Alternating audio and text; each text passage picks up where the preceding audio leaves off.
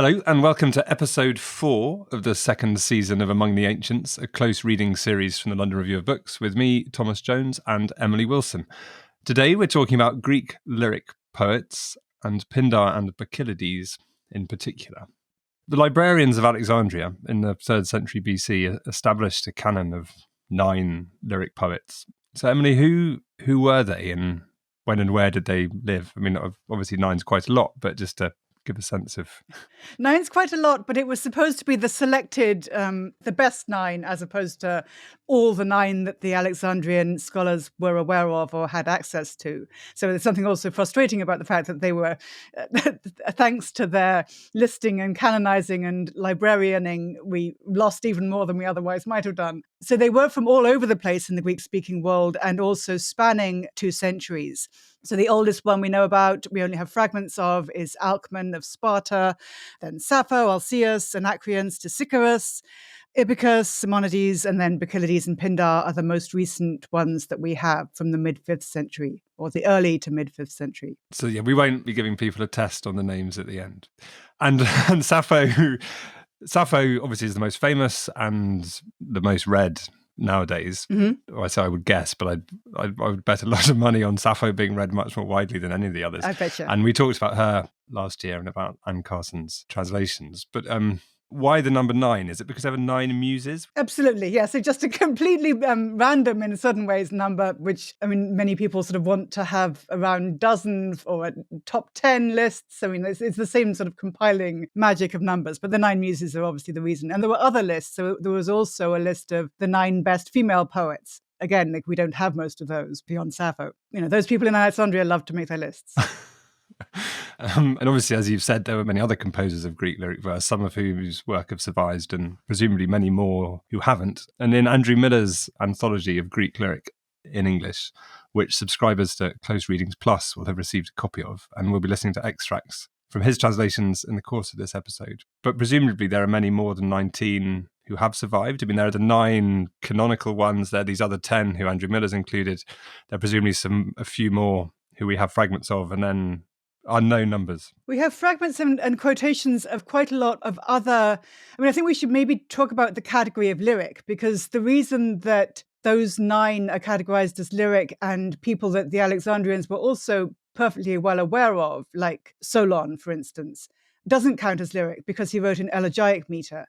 So for the ancients, there were these sharp distinctions between the lyric meters, which had this sort of complexity metrically and musically, and were performed with dancing and sometimes to the lyre, but then also sometimes to the lyre plus the aulos, the pipe music. But then there were these other non-dactylic meters which weren't categorized as lyric, many of which also occur in the Miller volume. So the question of what is lyric, and also could it be lyric if it included mostly aulos music as opposed to lyre music? If you sort of include Dithyrambs, which did have aulos rather than lyre as lyric, then it's what is lyric is part of the question too. Does it have to have a lyre to be lyric? Right. Yeah. But presumably there are good reasons for dividing things up in these different ways, but it's possible to get slightly lost in the categories. There's a very loose modern sense of lyric, which is what we might think of as romantic or post-romantic lyric poetry, that it's not epic, it's not narrative, it's although of course some of these so-called lyric ones do have stories in them, so it doesn't really fit with that. I mean, is there any sense in which it's helpful to think of a lyric age? I mean, there is this idea, as you have Homer and Hesiod first, and then you have the lyric age, and then sort of classical Athens with tragedy and so on. I mean, is there a sense in which it's useful as a chronological category? I mean, it's useful in that it comforts us with the idea that we haven't lost anything, and that what we have in terms of our very Athena-centric evidence corresponds to everything that actually mattered in terms of literature and culture in antiquity. There certainly were lyric poets who were composing new lyric songs or new poetic songs into the late 5th and 4th century, but unfortunately we don't have most of them. So part of the narrative is that lyric and these other forms of song culture were absorbed into Athenian drama. So tragedy includes lyric. It includes the choral sections, which have a lot of affinity with what people like Pindar and Bacchylides were doing, metrically, sonically, musically. But then another piece of the story is that a lot of what was happening in standalone lyric and dithyramb in the late 5th century is lost beyond quotations. And we have lots of mockery of people like Timotheus in old comedy. So people like Aristophanes were saying, hey, they're trying these fancy things. They're adding extra strings to the lyre. It's so newfangled and crazy and elaborate. And we actually do have some Timotheus. There's a papyrus fragment of this very interesting poem about the Persians, which was composed in the later part of the 5th century and doesn't have anything to do with Pindar. It's a very different style of poetics. And we have epigraphic evidence for choral music and dance and poetry being performed all over the place in the 4th century. So I think there's something a little bit historically inaccurate about saying lyric died with Pindar, because it didn't actually. People were still composing songs and composing new songs. And then people were also re-performing Pindar and Bacchylides and these other greats. So there's sort of both a continuity in terms of replay value for these poems that are very much composed for a single occasion, but then were reread and re-performed all over the place. And then also there were, new songs.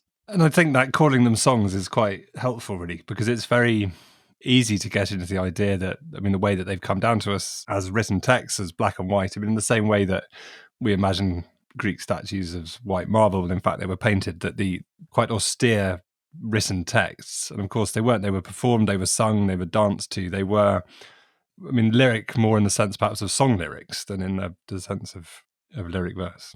Absolutely, yes. Yes, and I think actually the question you were asking before about the different subgenres of song culture, I think it's useful to think like a better analogy is all the different subcultures of country music versus rap versus pop versus, there are all these different things which actually can overlap with each other in certain ways, but then also can have somewhat different performance contexts.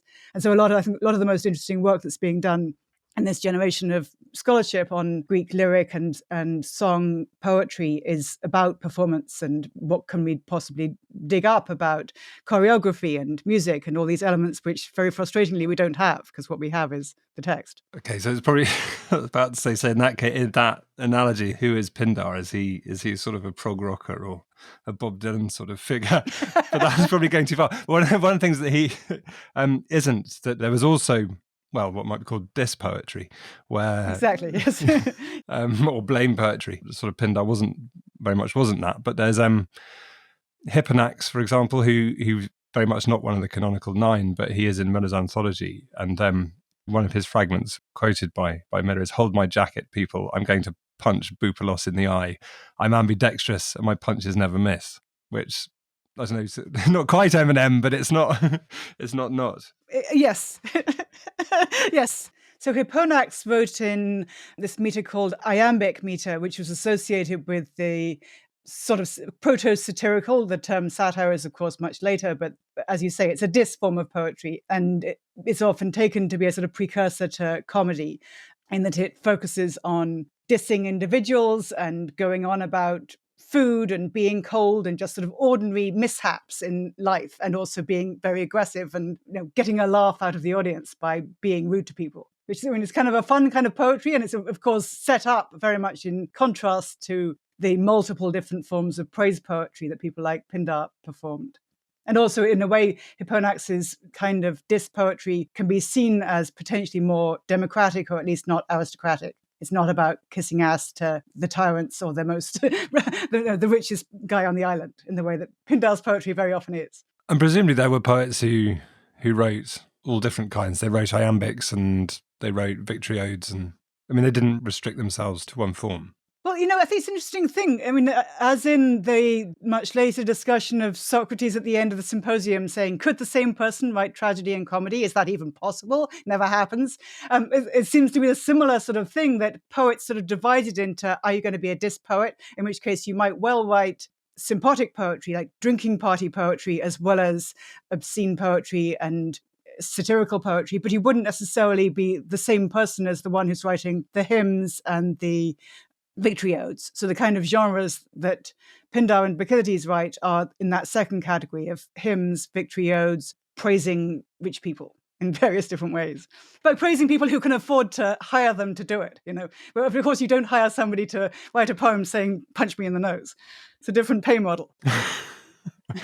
And one of the reasons why we're talking more about Pindar today, there is more Pindar than any other lyric poet though what survives is, as ever, only a fraction of what he actually composed. But as Barbara Graziosi put it in the LRB in 2008, Pindar's victory odes have never been out of circulation. And that in itself is presumably an indication of the esteem that they've always been held in. Pindar has always been thought to be extremely good or sublime, according to Pseudo-Longinus, the author of the treatise on the sublime. He has this account of everyone always recognizes greatness in the sublime, and nobody would ever prefer Ion of Chios over Sophocles, and nobody would ever prefer Bacchylides over Pindar. Pindar is the best out of the lyric possibilities, which in fact, one could say it's maybe debatable, because people did actually invite Bacchylides and maybe he came cheaper, but maybe people actually liked it too, because there are things to like about Bacchylides. But Pindar, as you say, has always been in circulation, even though what we have of Pindar surviving now is 4 books out of what we're told was an original 17. So we only have the victory odes. We don't have all the other genres that he wrote in beyond in fragmentary form from papyri. Thanks for listening to this extract from Among the Ancients 2, a close reading series from the London Review of Books. To listen to the full episode and all our other close reading series, including Series 1 of Among the Ancients, sign up to our close reading subscription at lrb.me/close readings or click on the link in the description.